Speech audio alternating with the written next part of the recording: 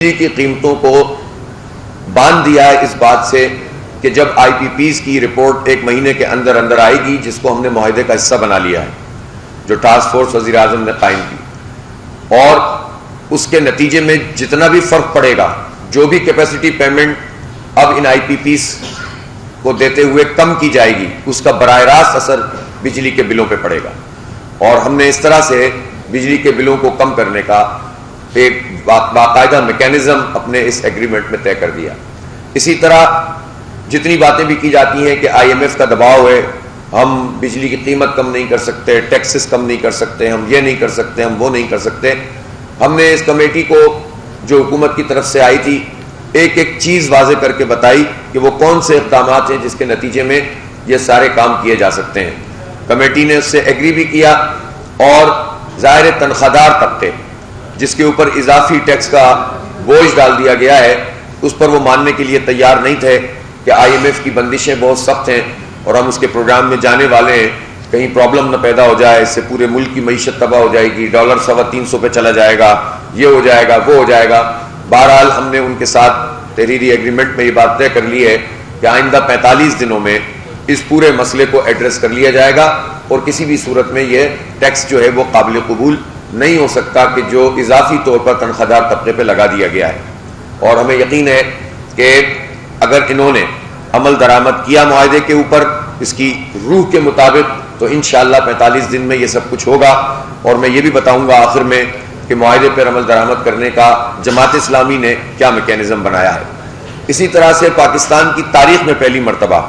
بڑے جاگیرداروں کے حوالے سے گفتگو ہوئی ہے، اور یہ اس دھرنے کی کامیابی ہے کہ جس میں یہ موضوع بنا ہے کہ بڑے جاگیردار تو ٹیکس ہی نہیں رہتے، سارے ملک سے 5 ارب 4 ارب روپے جمع کیا ہے، اور جو صوبوں کی طرف سے بھی رپورٹ سامنے آئی ہے اس میں پتہ چلا کہ جو جتنا ریونیو سندھ کا ہے یا پنجاب کا ہے، وہ 0.1% بھی انہوں نے جاگیرداروں پر، بڑے جاگیرداروں کے اوپر ٹیکس نہیں لگایا۔ اس سے آپ اندازہ کر سکتے ہیں کہ دکاندار پھنسے، عام آدمی پھنسے، غریب آدمی کے اوپر ہر چیز کا ٹیکس، انڈائریکٹ ٹیکسز لگے ہوں، کھانے پینے کی چیزوں پہ آپ ٹیکس دے رہے ہوں، موبائل کے کارڈ پہ آپ ٹیکس دے رہے ہوں، پیٹرول کی لیوی پہ آپ ٹیکس دے رہے ہوں، لیکن جو اتنی اور تنخواہ دار آدمی اپنی تنخواہ سے ڈائریکٹ ٹیکس کٹا رہا ہو، لیکن بڑا جاگیردار جس کی مطلب انگریزوں کے زمانے سے اتنے بڑے بڑے جاگیردار ہیں جن کی نسلیں جو ہیں وہ کھا رہی ہیں، ان غداریوں کی وجہ سے انہیں زمینیں ملی تھیں، وہ بھی شامل ہیں، اور وہ بھی شامل ہیں جن کے بڑے بڑے رقبے ہیں اور وہ انکم ٹیکس کی مد میں پیسے ادا نہیں کرتے۔ تو پہلی مرتبہ یہ موضوع بنا ہے، ورنہ پولیٹیکل پارٹیز تو اس حوالے سے بات بھی نہیں کرتی، اور اس کا سبب یہ ہے کہ چونکہ وہ سب جاگیرداروں پر مشتمل ہوتی ہیں، اور وہ جاگیرداروں کے مفاد کے خلاف کوئی چیز بھی اپنے بیانیے میں، اپنے نیریٹو میں لانے کے لیے تیار نہیں ہوتی ہیں، اور ذرا سی گفتگو ہو تو ان کے انٹرنلی لوگ پریشر ڈالنا شروع کر دیتے ہیں۔ جماعت اسلامی کا یہ کریڈٹ ہے کہ ہم نے مسلسل اس پر گفتگو کی ہے، ہمارے منشور میں تو یہ بات لکھی ہی ہوتی ہے، لیکن ہم نے اس پورے موضوع کو دھرنے کا موضوع بنایا، اور ہمارے معاہدے کے نکات میں یہ بات شامل ہے۔ اب چونکہ آئین میں ایک پابندی ہے کہ صوبوں کے ساتھ مل کر اس کا میکینزم بنانا ہے، تو بہرحال یہ پہلی اچیومنٹ ہے کہ یہ ہمارے معاہدے کا حصہ بنا ہے، یہ موضوع بنا ہے، اور انشاءاللہ ہم اس کا تعاقب کر کے اس کو یقینی بنائیں گے کہ سارا بوجھ اب صرف تنخواہ دار طبقہ نہیں اٹھائے گا، غریب آدمی نہیں اٹھائے گا، تاجر و صنعت کار نہیں اٹھائے گا، بڑے جاگیرداروں کو، اور اتنی بڑی بڑی لینڈ ہولڈنگز ہیں جن کے پاس، ان کو بھی اب اس ٹیکس نیٹ میں آنا پڑے گا اور اس میں شامل ہونا پڑے گا۔ اسی طرح سے ہم نے جو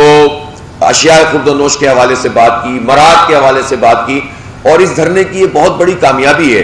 کہ وہ موضوعات جو لوگ انڈیویجولی بیان کر رہے تھے، سوشل میڈیا پہ بات کر رہے تھے، میمز بنا رہے تھے، اپنے غصے کا اظہار کر رہے تھے، لیکن کوئی پولیٹیکل فورس نہیں تھی جو اس کو آواز دیتی ہو اور اس کو ایک رخ دے۔ ہم نے دیکھا کہ حکومت میں بھی بہت ساری پارٹیاں شامل ہیں، ظاہر ہے وہ تو اپنے آپ کو ڈیفینڈ ہی کرتے رہتے ہیں، لیکن جو اپوزیشن کی جماعتیں ہیں ان جنون عوامی ایشوز پر وہ گفتگو نہیں کر رہی ہیں، ان کے اپنے مسائل ہیں، اور ظاہر ہے کہ ہم کسی جماعت کے اپنے طریقہ کار کو، جو بھی ان کا طریقہ ہے وہ اپنی طریقے کے مطابق چلیں، لیکن عوام کہاں جائیں، ان کی آواز کون بنے گا؟ تو جب ہم نے یہ پوری حق دو عوام کو تحریک شروع کی، تو اس کے بعد یہ عوامی ایشوز، جس میں بجلی، جس میں گیس، جس میں پیٹرول، جس میں تنخواہ دار طبقہ، جس میں عام آدمی، اس کو ہم نے موضوع بنایا اور اس موضوع کو ایک رخ دیا، اور اس کے نتیجے میں اس پر گفتگو جو ہے وہ نیشنل میڈیا پہ ہونا شروع ہوئی، یہ پولیٹیکل ڈیبیٹ کا حصہ بنی، یہ ایک ایک گھر میں پینیٹریشن اس کی ہوئی. ہمارے اس دھرنے میں الحمدللہ تاجر بھی آئے, صنعت کار بھی آئے, اس میں جو ہے ہمارے یہاں الحمدللہ مزدور بھی آئے, کسان بھی آئے,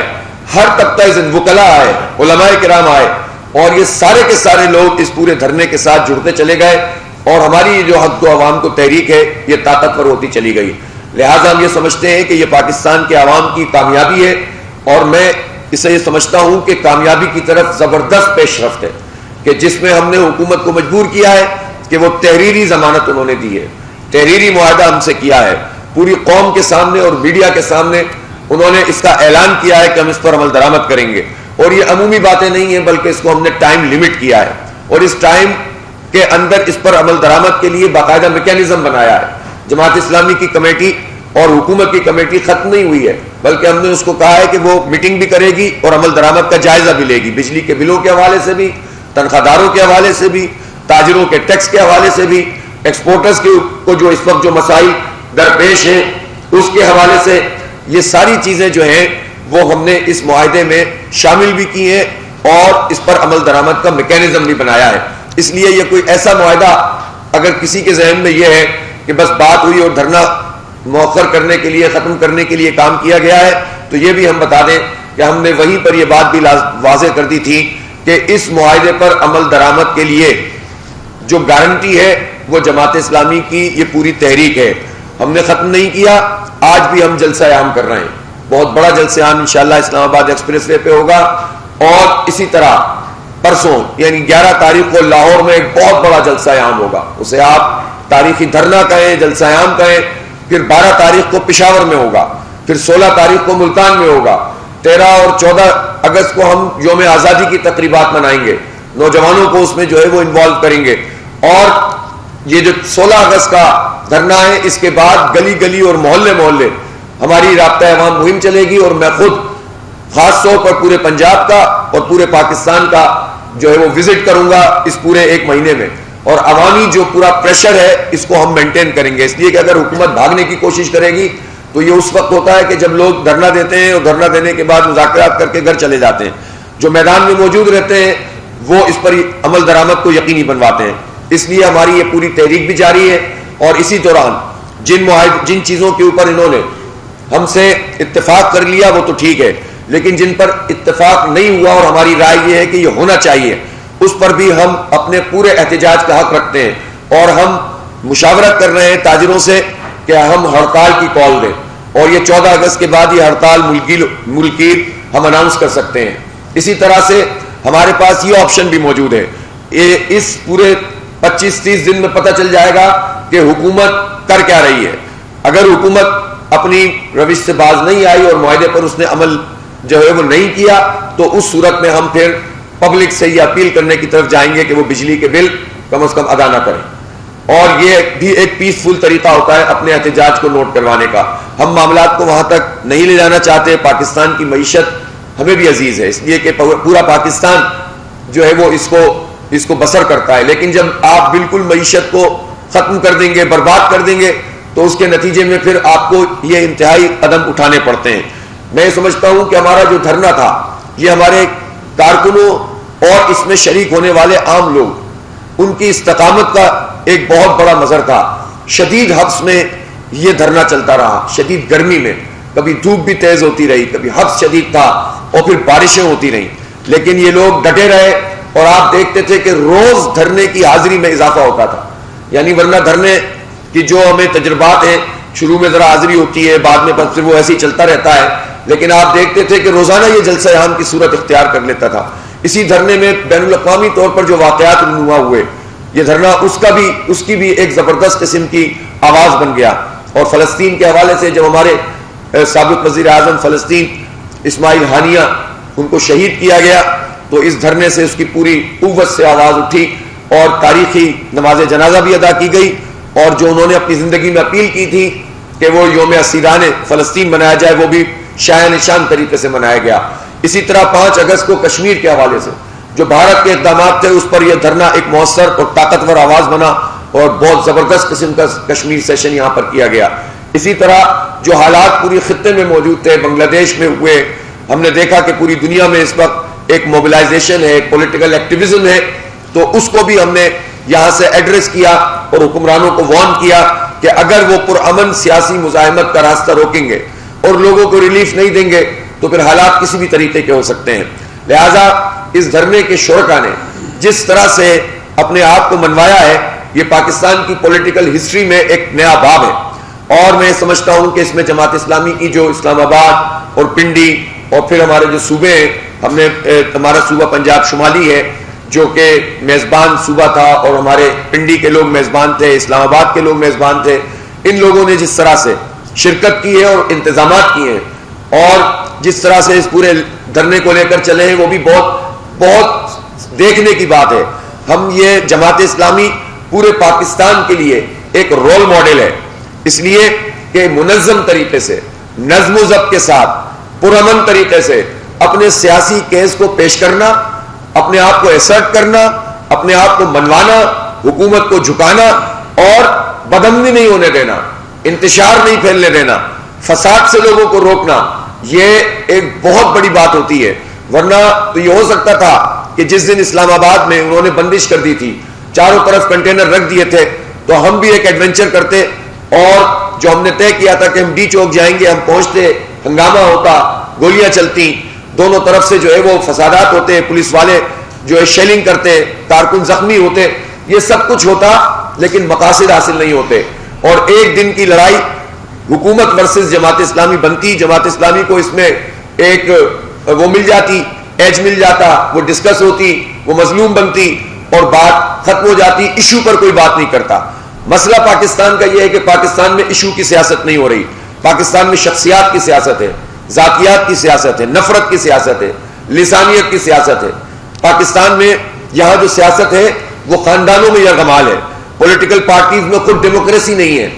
وہ جب خود فیملی انٹرپرائزز ہیں تو وہ کیسے جو ہے وہ جمہوریت کو فروغ دے سکتے ہیں, امپاورمنٹ نہیں ہے. اب کورٹس کو بار بار بار بار تاریخیں دینی پڑتی ہیں کہ لوکل باڈیز کے الیکشن کرائیں, کوئی حکومت لوکل باڈیز کے الیکشن کرانے کے لیے تیار نہیں ہوتی, طلبہ یونین کو بحال نہیں کرتے. آپ یہ بتائیں کہ اس ساری صورتحال میں جب پالیٹکس کا رخ ہی بالکل مختلف ہو, ایسے میں عوامی ایشوز کو سامنے رکھ کر, نظریاتی ایشوز کو اس عوامی ایشوز کو نظریاتی ایشوز سمجھتے ہیں. اسلام ایڈریس کرتا ہے ان تمام چیزوں کو کہ آپ لوگوں کے دکھ, لوگوں کے درد کی آواز بنے اور حق کو حاصل کرنے کے لیے جدوجہد کریں. ہم یہ دین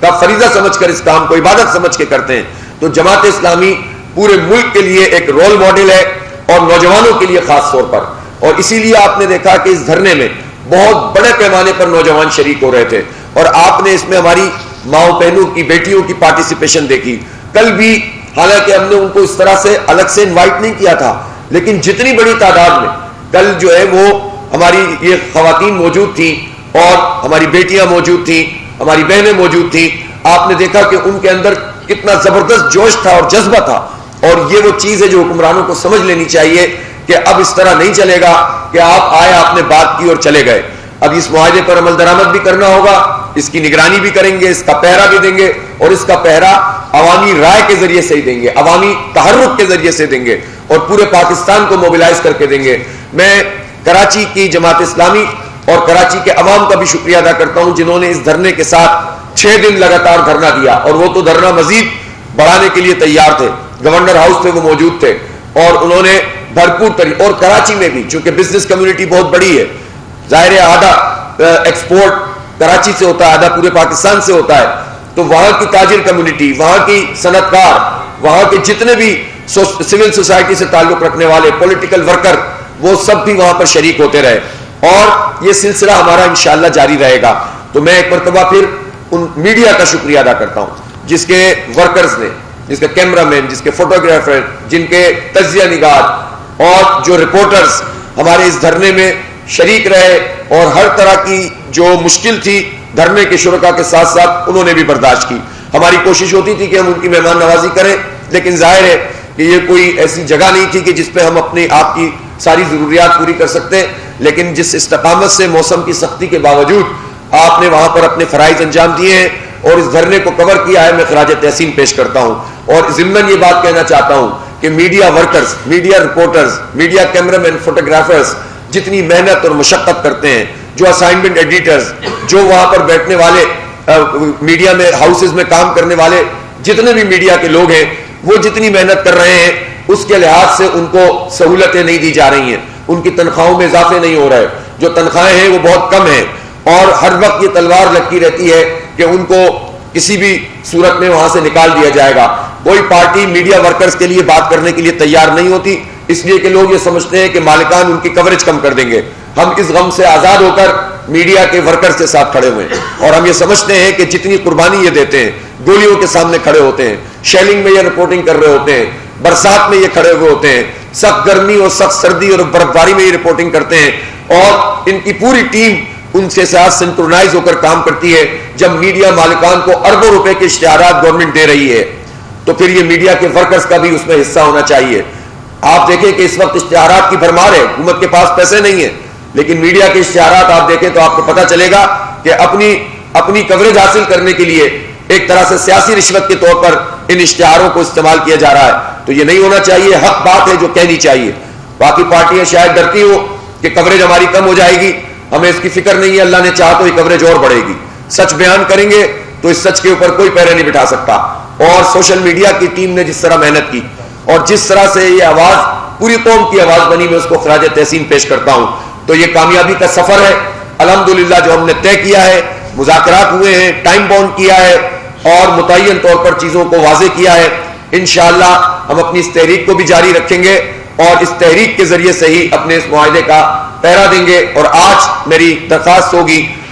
اسلام آباد اور پنڈی کے خاص طور پر عوام سے کہ جو ہم نے یہاں ایکسپریس وے اسلام آباد پہ ایک بہت بڑا جلسہ عام رکھا ہے، اس میں تمام لوگ آئیں، اپنی فیملیز کے ساتھ آئیں، خواتین بچے آئیں، اور ایک زبردست قسم کا یوم تشکر ہم منائیں گے۔ یہ اللہ کا شکر ہے کہ ہم نے فریضہ انجام دیا ہے، یہ اللہ کا کرم ہے کہ ہم قوم کی آواز بنے ہیں، یہ اللہ تعالیٰ کی عنایت ہے کہ جس کے نتیجے میں جماعت اسلامی نے پاکستان کے حقیقی مسائل کو اجاگر کیا ہے، ورنہ تو یہ سب معاملات دبے رہتے ہیں اور اقدامات ہوتے رہتے ہیں۔ تو بہرحال یہ کامیابی کا پہلا مرحلہ الحمدللہ طے ہوا ہے، آگے بڑھیں گے اور پاکستان کو حقیقی معنوں میں وہ پاکستان بنائیں گے جس کے خواب دیکھنے کے لیے لوگوں نے قربانیاں دی تھیں، گھر بار چھوڑے تھے، قافلے لوٹے تھے، شہید ہوئے تھے۔ وہ پاکستان ابھی تک ہمیں ملا نہیں ہے، وہ ہمیں لینا ہے اور اپنی مستقبل کو اور اپنی قوم کو اور اپنے بچوں کو وہی پاکستان دینا ہے جس کی تمنا میں لوگوں نے قربانی دی تھی۔ بہت شکریہ۔